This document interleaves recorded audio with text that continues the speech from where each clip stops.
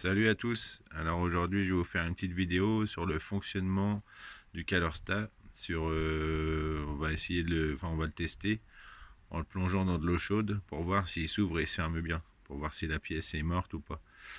Le rôle du CalorStat dans un moteur, c'est tant que le moteur monte en température, le CalorStat il est fermé et il va s'ouvrir à une température approximative de 90-100 degrés pour après agrandir le circuit de refroidissement et passer dans le radiateur, etc.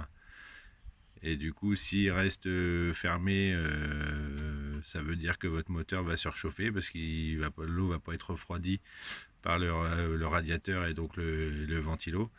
Et s'il reste ouvert, vous n'allez pas avoir de chauffage dans la voiture et le moteur va avoir du mal à monter à température normale. Le CalorStat, c'est une pièce essentielle du bon fonctionnement du circuit de refroidissement dans un moteur. Donc allez, on va aller tester ça. Pour tester, vous mettez une casserole d'eau à chauffer et quand elle commence à bouillir, c'est qu'elle arrive aux alentours de 100 degrés. Et du coup, après, on va pouvoir tester le CalorStat, le plonger dedans. Là, il est en position fermée. Et quand on va le plonger dedans, à la température d'ébullition, s'il s'ouvre, c'est que la pièce fonctionne. S'il s'ouvre pas, c'est que la pièce est morte. Voilà, on va le bouillir. On le prend bien avec une pince ou on le croche sur un fil de fer pour pas se... Et on va voir si le ressort se comprime et du coup si le CalorStat s'ouvre.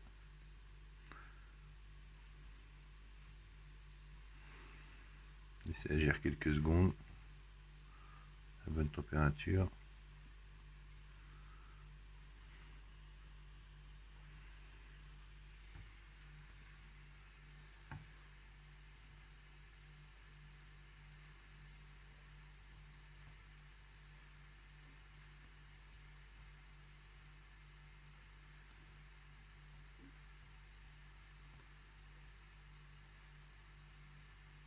On voit que le ressort est en train de se comprimer.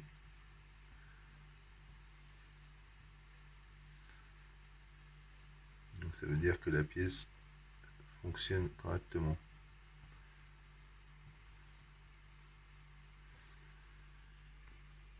Vous voyez le téton en dessous, là, qui est bien ressorti, et le ressort qui est tout comprimé. Ça veut dire que la pièce s'ouvre et se ferme normalement. On va le passer sous l'eau froide pour le faire se refermer. On voit que le ressort va se détendre. Le téton rentre en bas.